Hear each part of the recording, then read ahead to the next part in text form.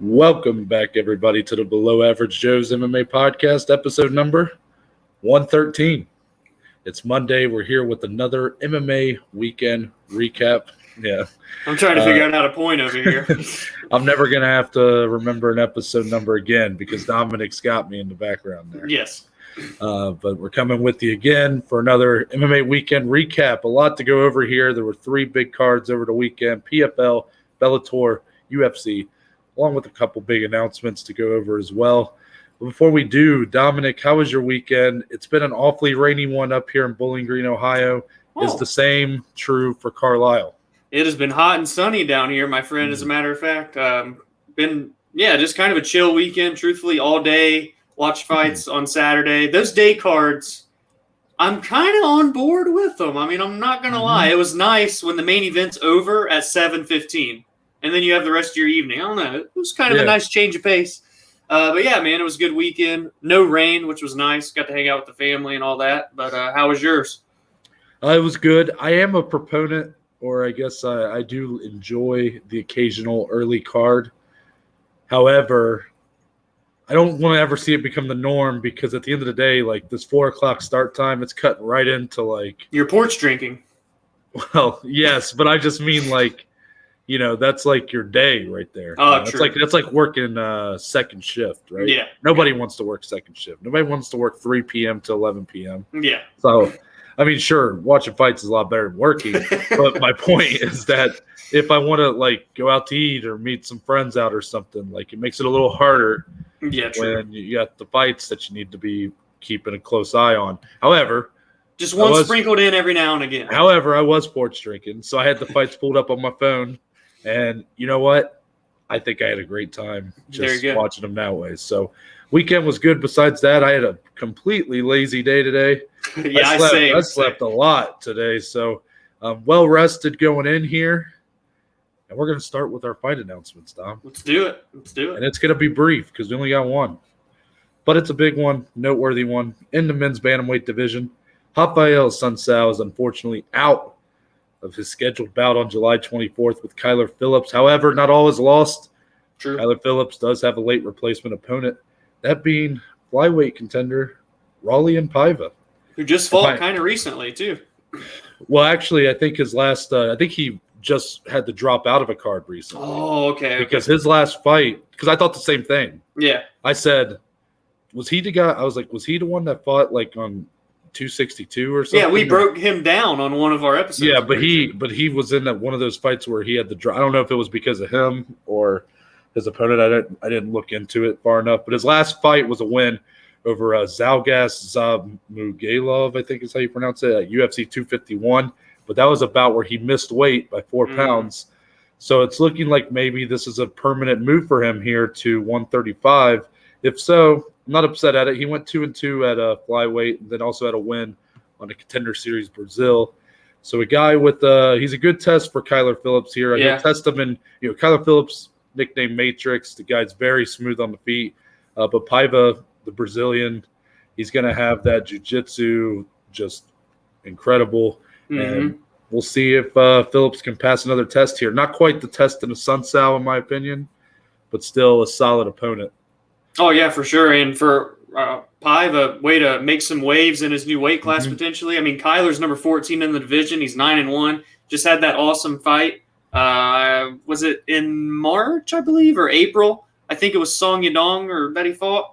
Yeah, that was UFC 259. That would have been 59. Like March, first week of March. Yeah, so he was coming off of that great performance, put him into the rankings. So a good test for him here. Not the hugest name compared to Sunsao. He was wanting to catapult into the top 10, but short notice, tough opponent here in Paiva. Should be a fun fight.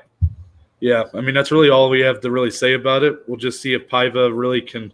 I mean, this is a lot to ask for. July 24th, it's coming up quick. Yeah. He is going to be coming in on short notice. Hopefully he makes weight fine. He should, considering he's moving up a weight class, but you never know. These flyweights are cutting so much weight, it seems like sometimes. Yeah, and if he were to get a big win like that, even if it's not in his plans to stay there permanently, you're going to crack the top 15. Maybe you should consider it. So at that point, maybe your plans change there, But that's going to be all for our fight announcements. Now we're going to follow up on a story that we brought to you on Friday. about Fedor Emelianenko, who's making his return in October. But we got more, I guess, word on what those plans involve. Bellator 269 gets its venue, is the headline here. Pretty simple. It's taking place on October 23rd, 2021 at VTB Arena in Moscow, Russia, Dom. First time ever for Bellator in Russia. Yeah, and, this Emelianenko, probably the most famous fighter to come from Russia. If not, is Habib's considered Russian. It's Habib, Fedor, and then there's a long gap. So, obviously that's their headliner, but we still don't have an official opponent yet. However, we do have some names. Scott Coker himself has given us names, saying he's been talking to Josh Barnett. Love it. Alistair Overeem. Love it. And Junior Dos Santos. Love it. Three legends. Two former UFC heavyweight champions. And then you got Overeem, who is probably the most competitive of the three right now. Yeah. And truthfully, my question for you, I'm going to answer it first, but I'm going to bring it back to you, is going to be, who do you want to see in this spot? Out of these three names, or if there's another name you have in mind, but my answer is going to be Josh Barnett. I didn't think it would be. I really didn't. But I'm trying to think realistically, and also what do I want to see?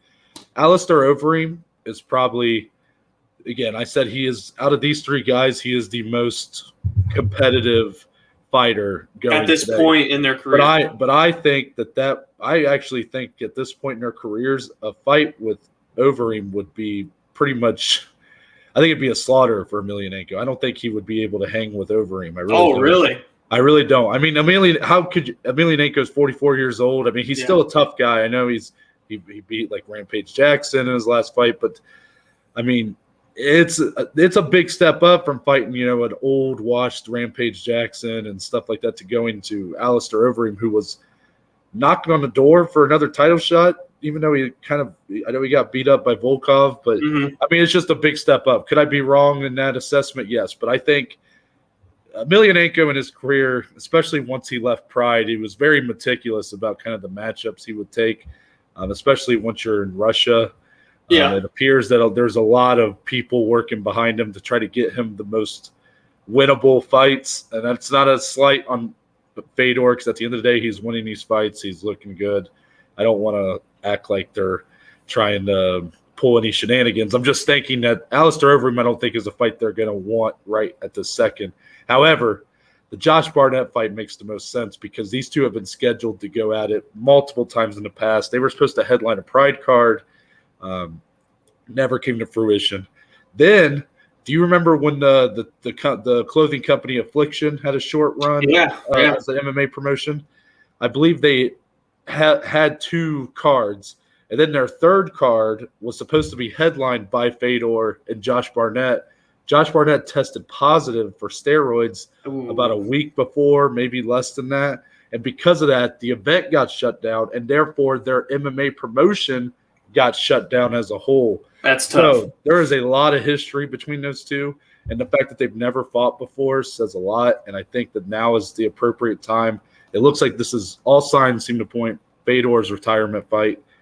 Josh Barnett, I would be more than happy with that. I do think that's the most realistic of the three. Even Josh Barnett calling him out on Twitter, which I didn't see from the others, at least as of today, recording on Sunday. So, but the one, if I had to choose, I would actually go Overeem. I just think that in terms of like the biggest named opponent, it would still be Overeem. Just signed that new deal with the Glory Kickboxing, still very much into competing in the world of MMA.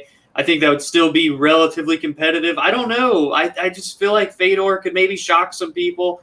Overeem still got plenty of gas left in the tank. We've seen him more recently as compared to JDS, who fought shortly before him.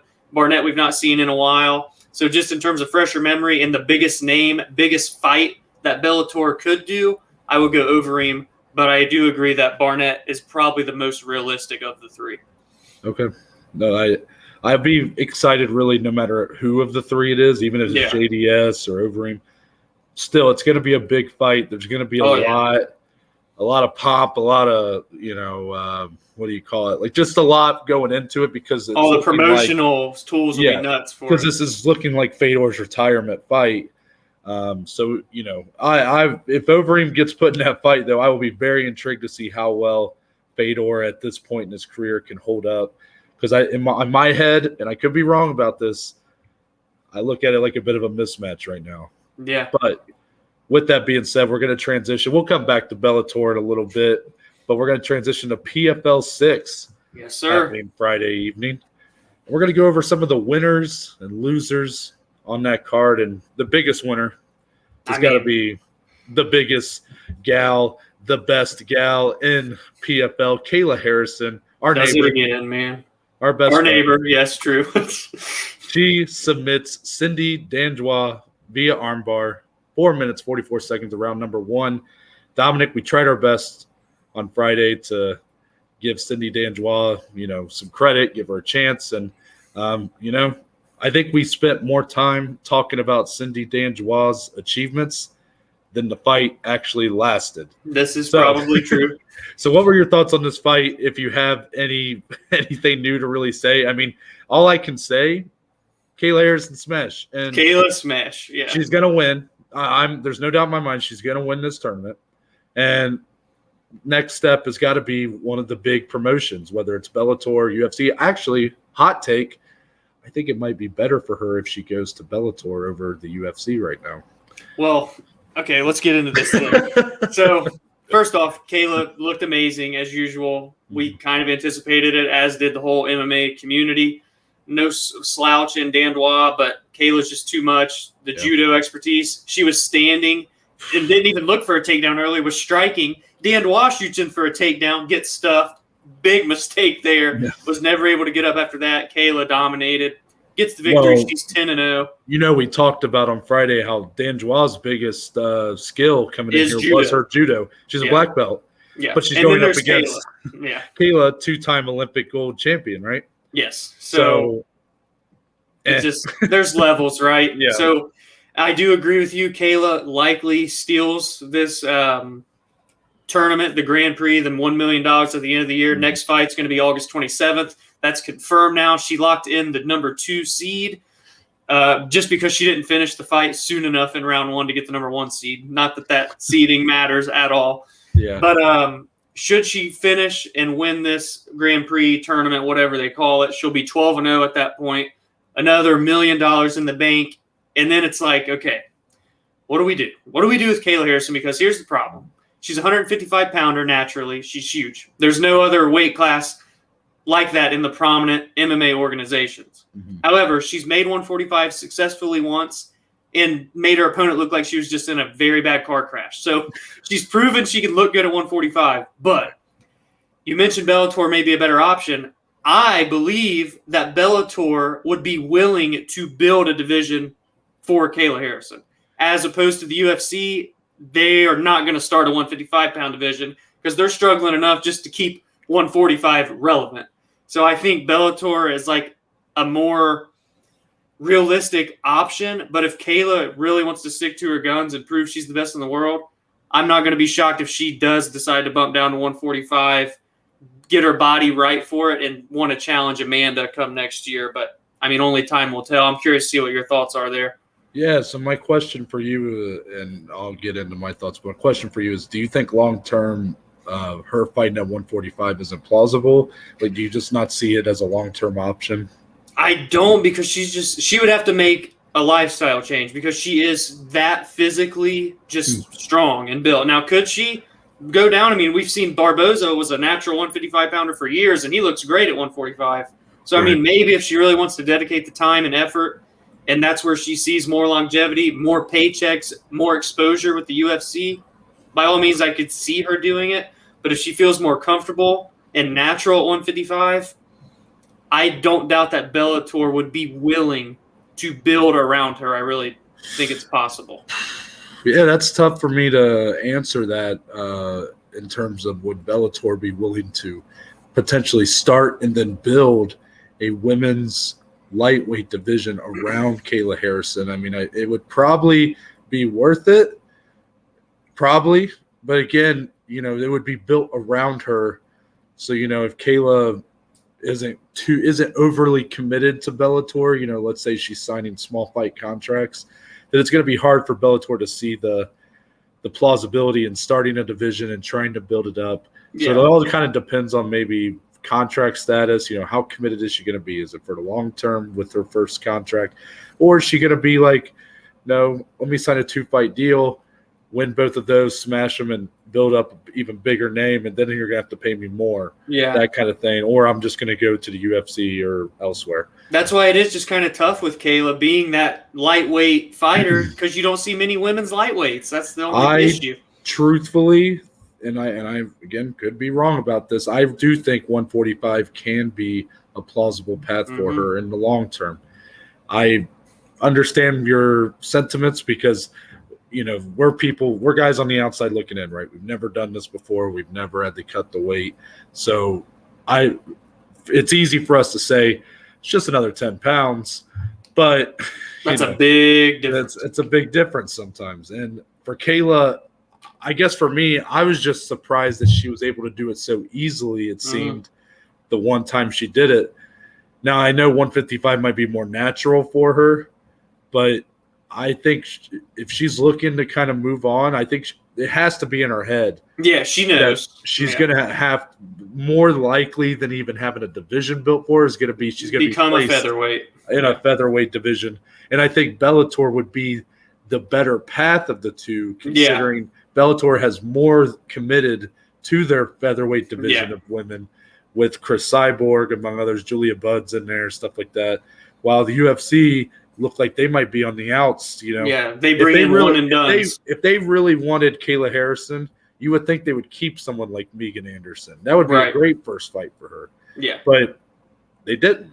So I think Kayla, I don't foresee Kayla in the UFC anytime soon, maybe ever.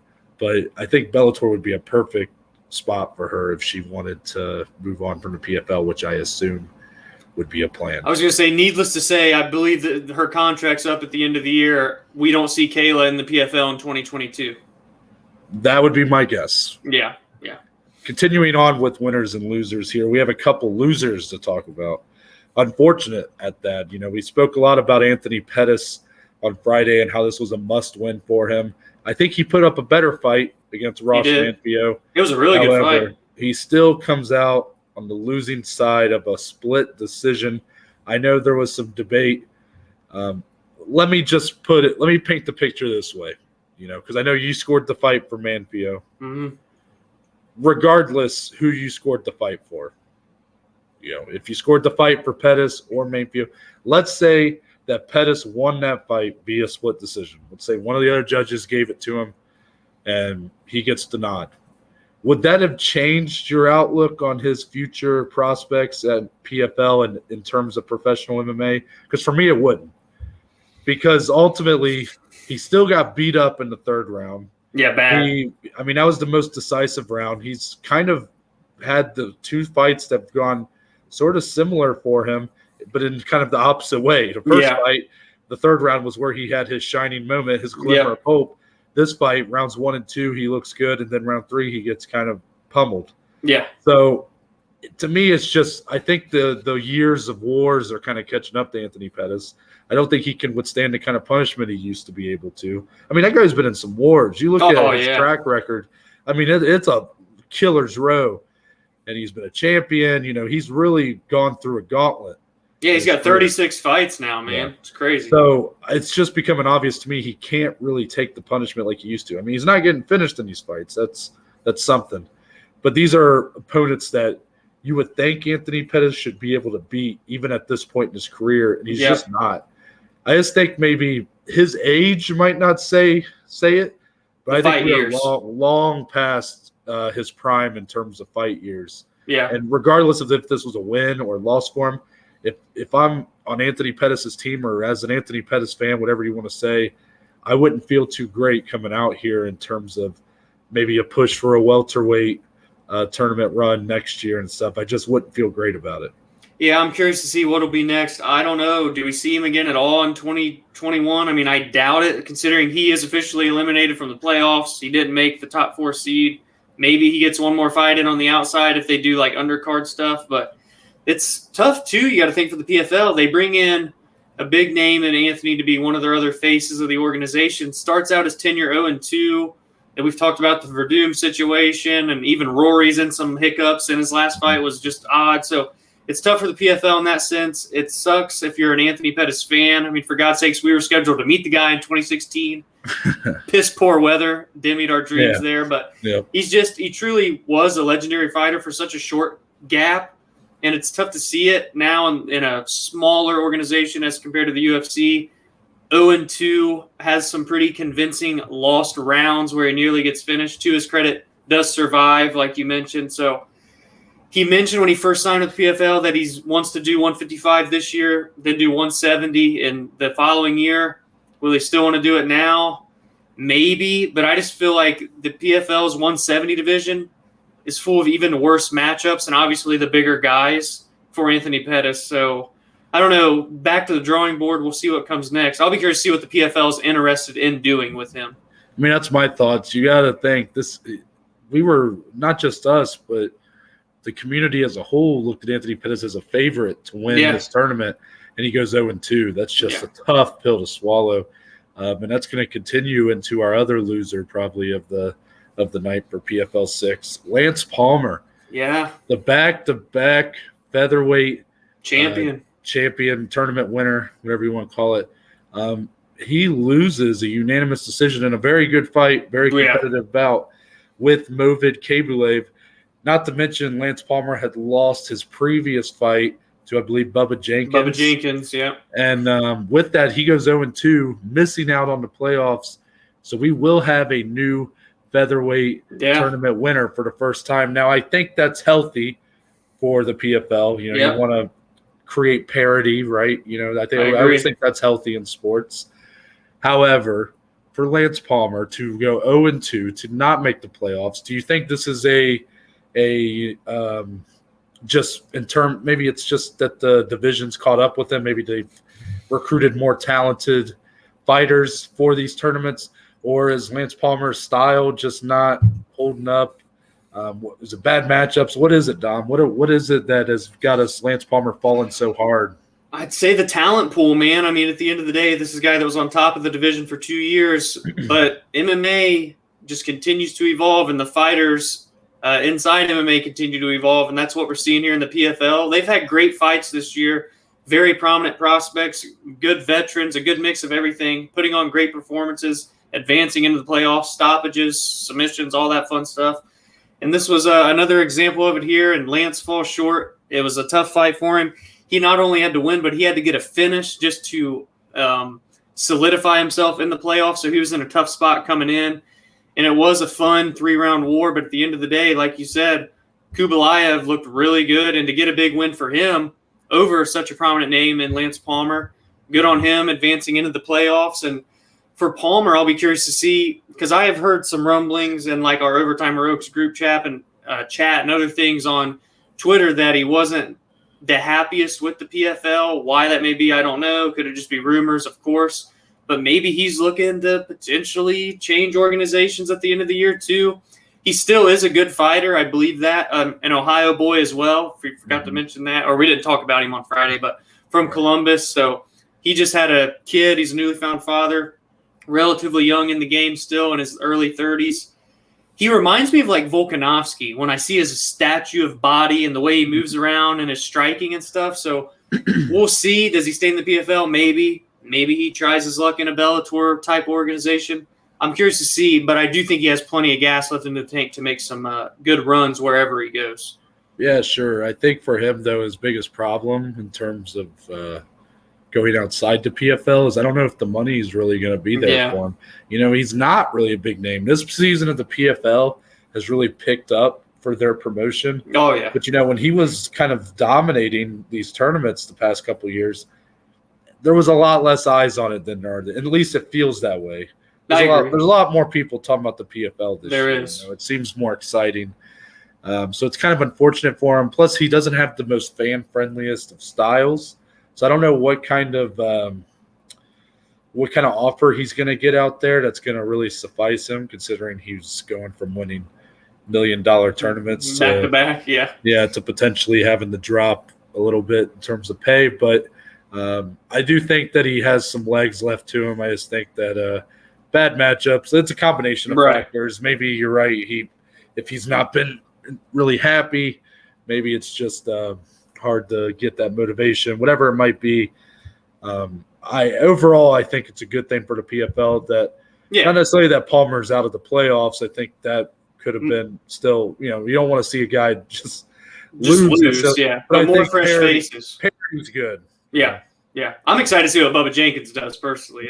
We'll see. Good thought. Moving on from there, we're going to transition back to Bellator. We mentioned on Friday that we had Bellator heavyweights making history. Well, one did. Moldavsky makes history. Valentin Moldavsky, he defeats Timothy Johnson via unanimous decision, becoming the first interim champion in Bellator history. Dominic, this fight, on paper, you get a little nervous with the 5-round heavyweight main events, but I thought this fight was a little bit better than anticipated. And bloody mess, too. Overall, Moldavsky, again, I spoke. We kind of called this, and I want to give us a little bit of credit here. We said that he was the less proven commodity. Tim Johnson been in there in the UFC. Yeah, he had a tougher resume in his Bellator fights, but Moldavsky just seemed like he had a higher ceiling at this point. Younger, fresher. More to prove. That showed. It showed, I think. I agree. Thoughts? It was a good 5-round back and forth, a lot more activity than I expected, a lot better of a fight than I anticipated. I think it was a pretty clear for Moldavsky. I scored it 4-1 personally for him. I was also watching that on my laptop and PFL, my TV, so I was kind of going back and forth. But from what I saw, I scored it 4-1. He looked good. Tim Johnson still looked good as well, had his moments, a lot of dirty boxing in the clinch, good distance strikes. Moldavsky kind of showed it all. He's 6-0 now in Bellator, an interim gold belt around his waist, and now he just awaits the return of Ryan Bader next year. I'm excited to see that matchup.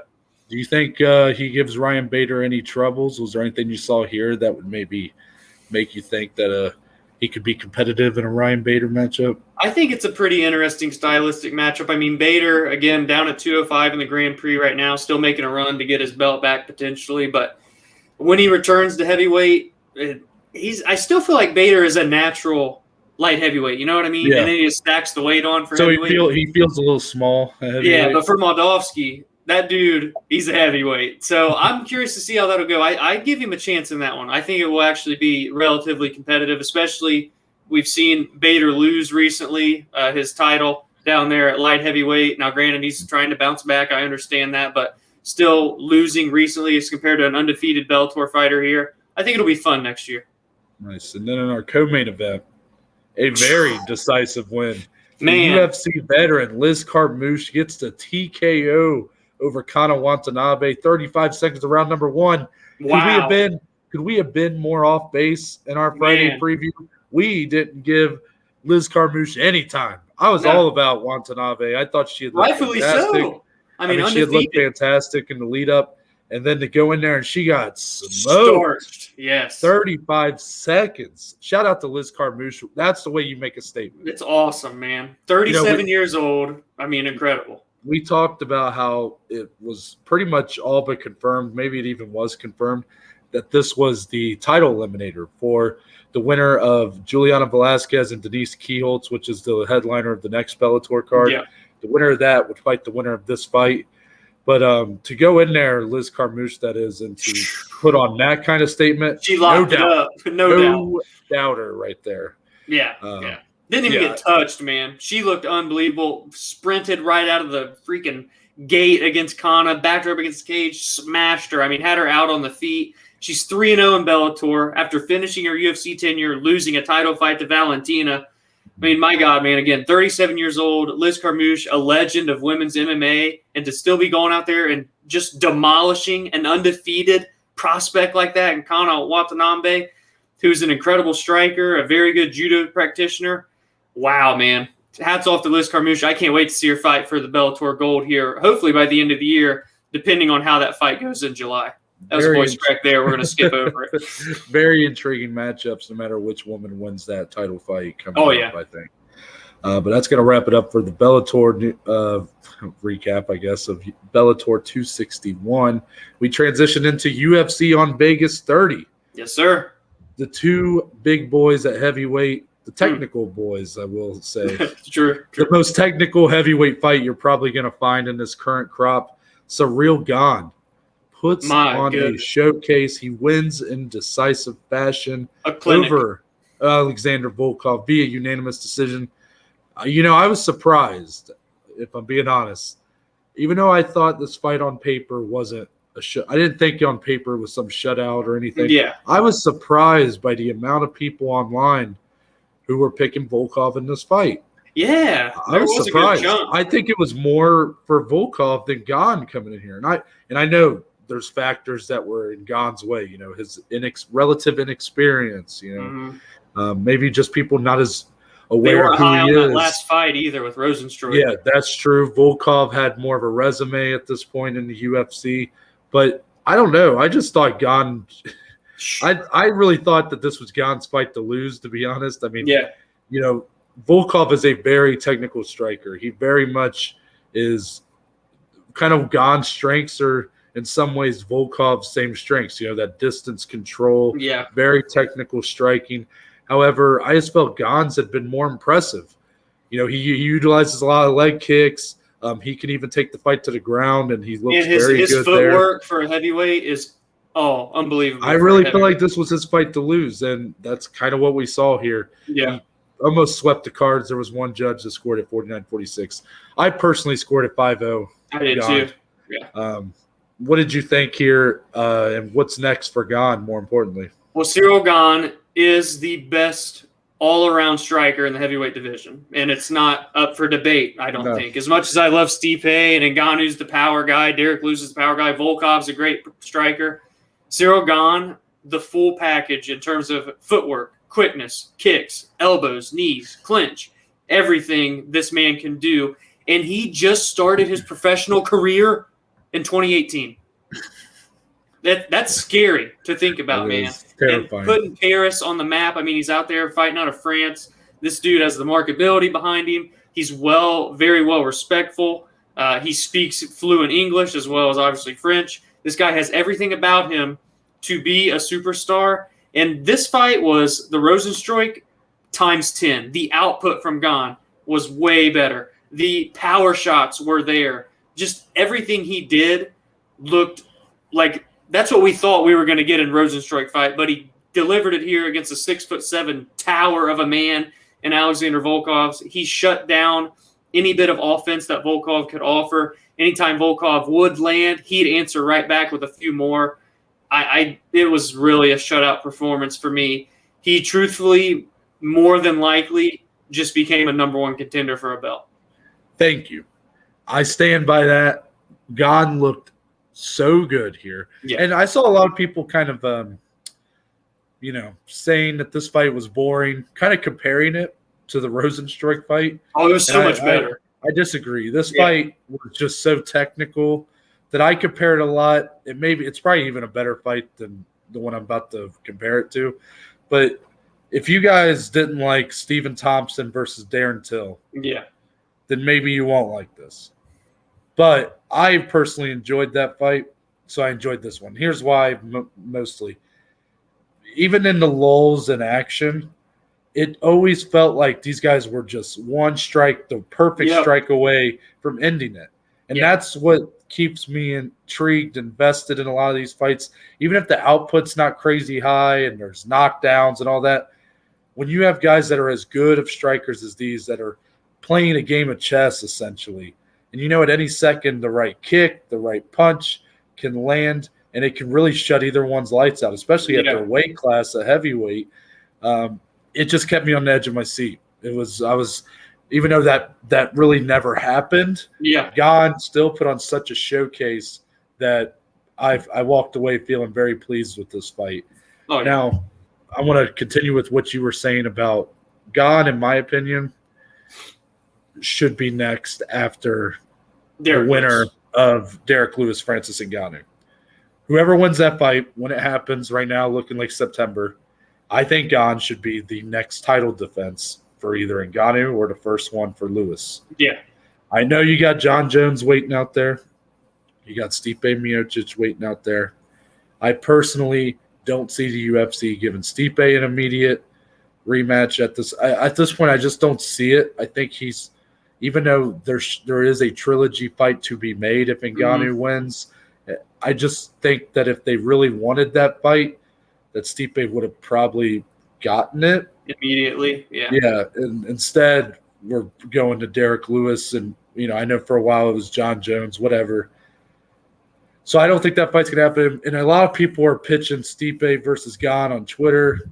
I don't foresee Stipe to really take any other fight. And you guys can complain about that. We can complain about that.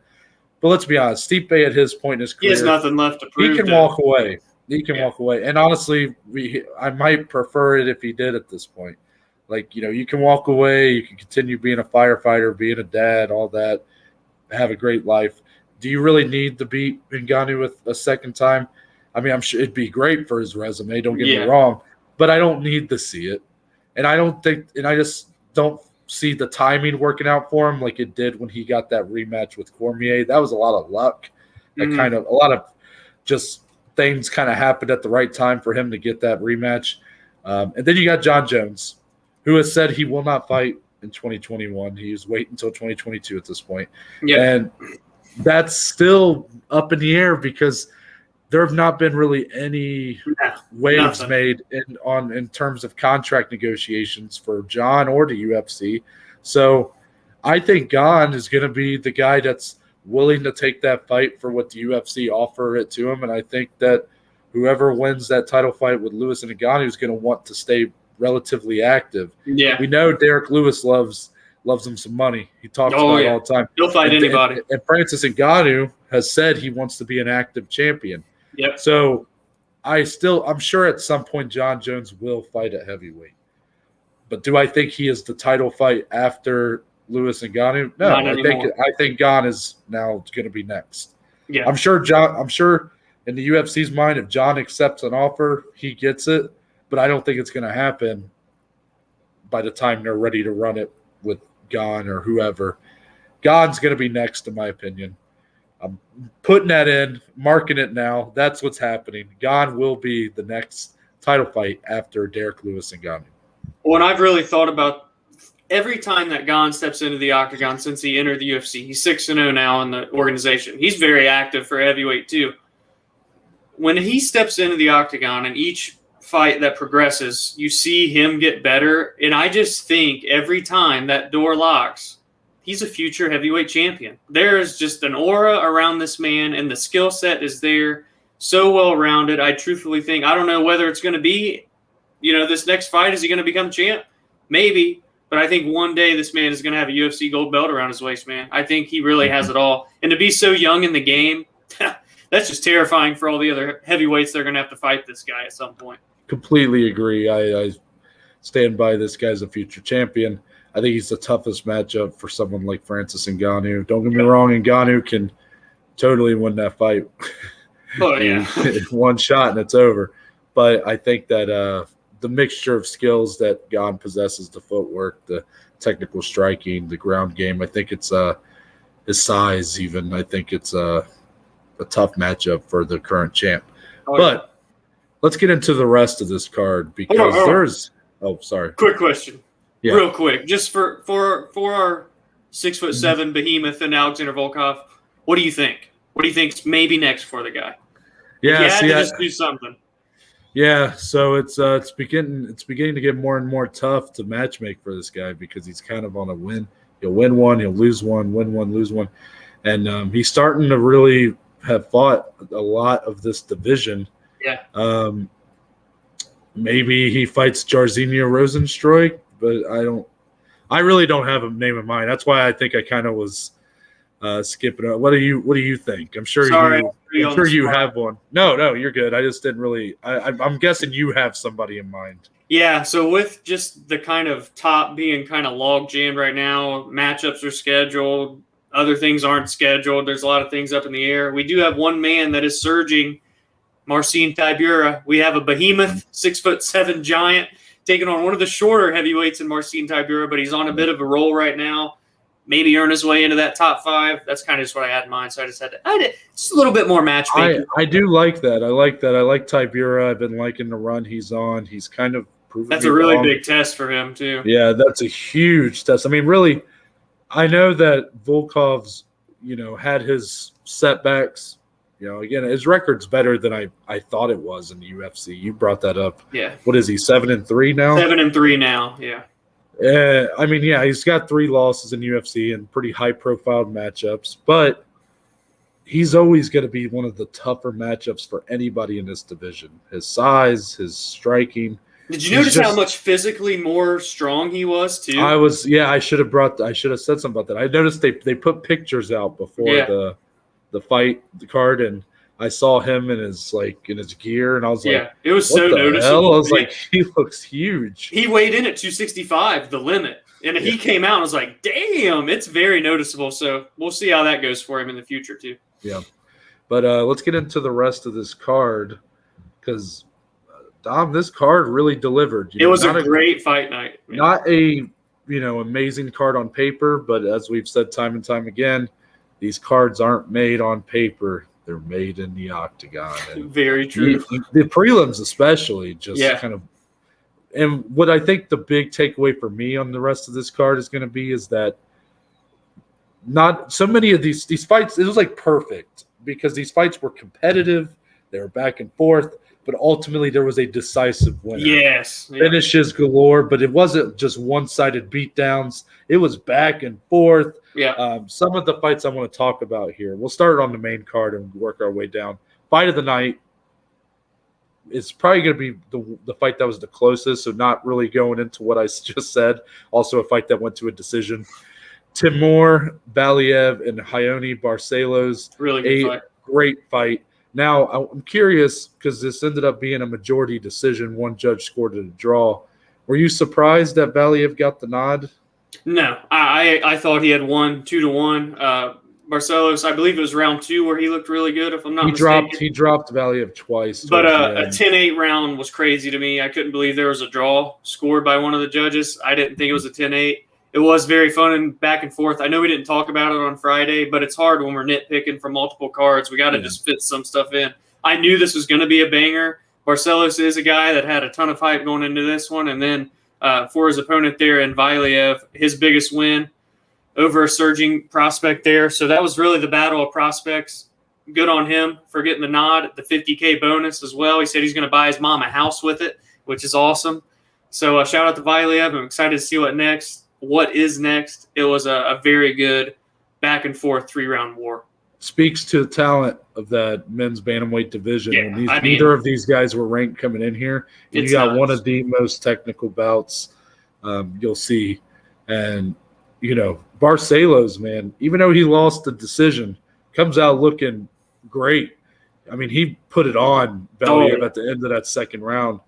And, I mean, ultimately, that kind of stole the round. That's why I wouldn't have scored it a 10-8. Yeah. Because Valiev looked like he was winning the majority of that round. And then Barcelos knocks him down not once, but twice. Yeah. Really had him hurt. I was not watching – I was watching the fight, but I wasn't scoring the fight. I wasn't watching that closely. Yeah. So I was actually surprised when the judges' scorecards ran off because I thought Barcelos won. Because rounds 1 and 3 in my head, when I was watching, I thought were just very close. Yeah. And then round 2, I thought was a clear Barcelos round. He had the one clear round. But it appeared, according to most of the voices I've heard talk about this fight, that Valiev won according to the way we judge fights. Yeah. This isn't Pride, so Barcelos round by is round. old. Yeah. However, we're going to move into another fight on the main card. This one, a big disappointment. Oh, man. Andre Fili and Daniel Pineda, the fight that we had spent so much time talking about, ends in a no contest due to an eye poke. And Andre Fili, the best he's ever looked. Wow. Man. But Pineda being able to withstand the punishment. Dude, when he ate that shin to the head, that cutting, this dude's made out of pure metal. He ate steel. two leg kicks to the head. It's crazy. Meanwhile, I've said about Pineda before, his striking defense ain't there. Yeah, and yeah, this fight was even more so. Feely was precise. He was landing at a very efficient rate, and it was hurting Pineda. But he wasn't going out. Pineda also landing a lot of underrated calf kicks. The commentary team was making note of him, but I think that left leg of Feely was near immobile. Yeah. So going into that second round, most people were looking at this fight even now and say, well, that was a one-sided beatdown for Feely. Maybe. More leg kicks. But I'm just saying, man, if that was anybody's fight in that second round. And this fight was really looking like it might live up to kind of what we were saying. But Andre Feely looked fantastic. What did you think here? I know you really dove deep into these two prior for your articles. So what were your thoughts? It lived up to it for the short time we got it. It's so unfortunate for both guys because Pineda was withstanding the punishment and is always willing to take one, to give one back, and that's what he was doing. The leg kicks were really starting to take a factor. Feely, the best performance, 1,000,000% of his career. He really looked like he was coming into his all-out prime in that bout. The wrestling, even when it happened, was great. Striking was so clean and precise. His movement, everything. Feely looked incredible. And to get a no contest like that when Pineda was trying, the referee was holding up fingers and he was literally straight up guessing. Unfortunately, he guessed wrong, so he couldn't see him. The eye poke hindered him too much. Honestly, they'll probably run it back because I know it seemed one-sided, but that's such a fan-friendly fight. Why wouldn't you want to at least try and get a decisive victor out of that? I think it's still a huge fight. It's still a main card bout. I'd be completely okay with them running it back. And, for all we know, Pineda could come out and make adjustments and beat Feely. I mean, that really is the type of stylistic fight that those two have against each other. It's a toss-up. 9 out of 10 times, you just don't know who's going to win. Not to mention the leg kicks of Pineda were really affecting Feely to the point where maybe a couple more, and Feely's looking like our man Jimmy Crute when he fought Anthony Smith. And, that ends a fight right there. I mean, that's how close it was in my eyes to, even though Feely was definitely, getting the better – how do I want to word this? He was piecing up Pineda on the feet. But to me, it was anybody's fight still just because – Pineda wouldn't go away. Yeah, I mean, he just kept coming, and he was throwing hard kicks. And, it was a great fight for as long as it lasted. It was wild just to see Pineda take that kind of punishment. So unfortunate. I'm not going to be upset if they run it back just for that reason, but even more so because I want to see a clear, decisive winner. A lot of people, though, were kind of saying that Feely maybe did enough to really have the UFC treat him like a winner here and move on. I don't really agree with that based on what I just said about the leg kicks. I think there's still room to maybe even come out and look even better, Yeah. So as good as he did. Just going to touch on some more fights from the prelims. Kennedy Nchukwu. He does it again. Again, man. This man gets beat up for 2 rounds, and then it comes out in the third and whips your ass. He had a fight with Danilo Marquez. I don't know how to pronounce it. One of the two, yeah. And for the majority of 2 rounds, Danilo had Kennedy's back, threatening, had him in the body triangle, all this. Kennedy had no answers. And then at the end of the second round, all of a sudden, Kennedy's able to get out of it and just starts – and he did this against Carlos Olberg. This is the guy, the 5-0 fighter out of, I think, Australia, who was apparently a big name to look out for, where he just started walking him down, and, his opponent, in this case, Danilo, is, throwing punches at him, but Kennedy's literally just, eating them and just not even – didn't even phase him. Yeah. And he's throwing just – he's overwhelming. He's wilting his opponents. It was crazy. And then Danilo gets through the second. Third round, Kennedy comes out and does the same thing. 20 finishes seconds. The fight in 20 seconds. It's crazy, man. Well, that fight against Goldberg that you mentioned, they put this on the broadcast, so I had to mention. I might get the number specific off, but in that fight against Goldberg, was getting whooped for 2 rounds. Going into that third round before the finish, he was down in strikes by 67. He had been outlanded. And then went out there and destroyed Goldberg, gets a bonus. And he does it again here. He's 3-1 now in the UFC. Another one of the Nigerian-born fighters. I just want to see a complete 3-round performance out of the guy at this point. I know he can finish fights. I'm excited. It's exciting I know we all want to don't get me wrong. If this guy does this all the way to a title fight, I'm not going to say anything. But I just want to see him come out and look in round 1 like he keeps looking in round 3. Exactly. Also, a fight we talked about on Friday, Shavkat Rakhmonov. Oh, boy. He goes up against the male Jessica Andrade, Michelle Prazeres, and he gets the rear naked choke in round 2. Talk about a fighter who just by the end didn't want to be in there. Michelle Prazeres, no disrespect. Rakhmonov Prazeres had nothing for him. Rakhmonov looked like he was 2 weight classes up, by the way, too. Yeah, the size difference was incredible to watch. It was like watching Stefan Struve and Demetrius Johnson, I think is what you said. Yeah. And, shout out to Rakhmonov. He passes the test. This guy, I'm ready to see him get top 15 opponents here soon. I wouldn't be surprised if they do it next. He's 14-0, all 14 wins by finish. Come on. Yeah, very impressive stuff from him. Also, Jeremiah Wells making his UFC debut, correct? Welcome to the UFC. And he goes up against Warley Alves, who was coming off a great win over another prospect in Munir Lazez, knocked him out. Warley Alves also beaten Colby Covington. There you go. And Jeremiah Wells, after Alves threatened with a submission in the first round, a very competitive first round that I don't remember, but I probably would have scored for Alves. Yeah. Wells comes out in the second, puts him to sleep. That dude's got nasty stuff. So what an entry for Jeremiah Wells. Trains with Paul Felder too. Yeah, looking forward to see what's next for him. That's a huge win in your debut. Oh yeah, man. And then kind of the last fight to talk about here, Julia Avila. Raging Panda. A star-making type performance here. Really was. Julia Stoliarenko. Avila gets the rear naked choke in round 3, 4 minutes, 19 seconds in. Afterwards, Avila, very emotional. She hugs Daniel Cormier. Yeah. Hearing her talk, this was almost the second time it brought, after the Moreno brought a tear to my eye. Yeah. Avila almost did it.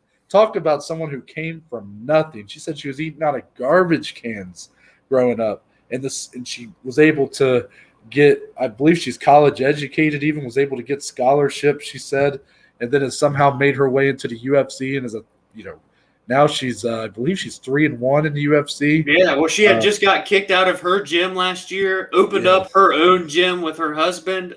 What a story for her. And by the way, a badass nickname, Raging Panda. Come on. And she fights like one, I must add. What a beast. Now she is a name that I am not going to forget. After that performance, not only in the cage, but out the post-fight interview, she made a star out of herself, in my opinion. I don't know, when I say star, I'm saying it loosely here.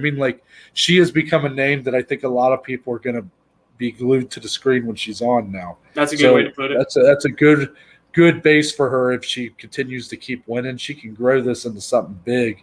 Yeah. But very impressive, I think. And, there was more we could have went into on the rest here. Marcin Prokhnio with the body kick over Hurricane Ike Villanueva. That hurt me. Dude, both guys coming in here with, not great UFC records. Really both still on the hot seat even. And then Prokhnio able to just boom with the body kicks, man. It was so loud. The one that put Villanueva away. Coach has literally said, switch southpaw. Immediately flips, hits the body kick, fight over. Wow. It was crazy. Yeah, even we didn't talk about the co-main event, but Tanner Boser, shout out to him for getting a big KO win. He's not getting cut now.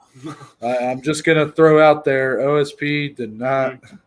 Oof. That's 2 times heavyweight OSP, just ain't for me. He's a 205er, man. This time was different, in my opinion, though. Just the whole performance wasn't the usual. Didn't look like he was there, mentally just checked out. Maybe and just Tanner looked like he had a chip on his shoulder. Yeah, so, shout out to Tanner Boser.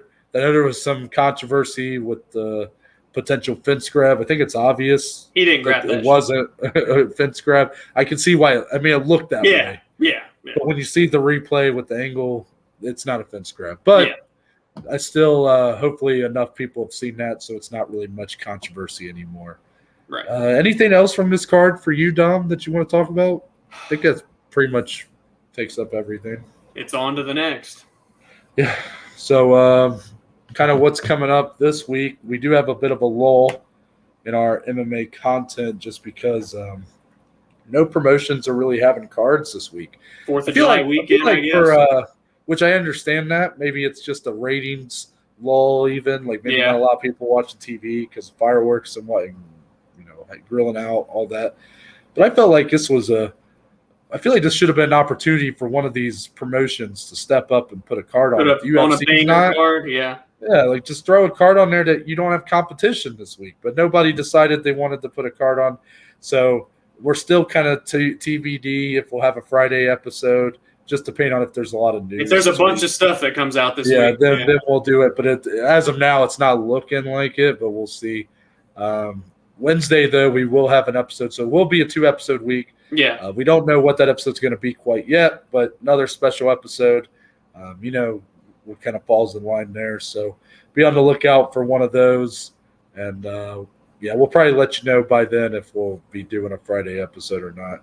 And Noah, hey, I just got to add real quick. Yeah. The next time we're breaking down a UFC card, it's Conor McGregor and Dustin Poirier 3. Just everybody get ready, get buckled in. If you're not subscribed, subscribe. If you're not liking, following, get going on it because it's coming.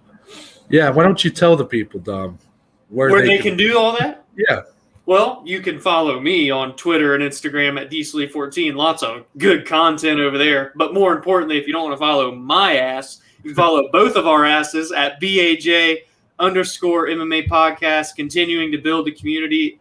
Really starting to interact a lot more with you guys on Instagram, Twitter, all that fun stuff. If you got suggestions, shoot us over there on social media or just vote on our polls. We do all kinds of fun stuff. We're starting to whip it out more and more. So follow us there. And Noah, take us away.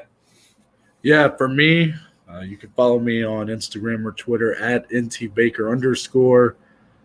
If you go to my bio on those, there is a link to our link tree. Has all the platforms that the podcast is on. So if you want to follow us on Spotify, Apple Podcasts, Google Podcasts, you can do it there. There's a link to the YouTube channel so you can subscribe to us if you're not already.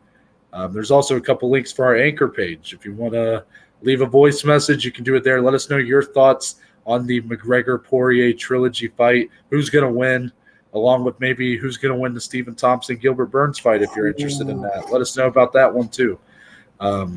Also, there's a link on there if you want to donate to the podcast. Just money that's all going to go back into improving the quality of the podcast. So if you're willing, the link is there.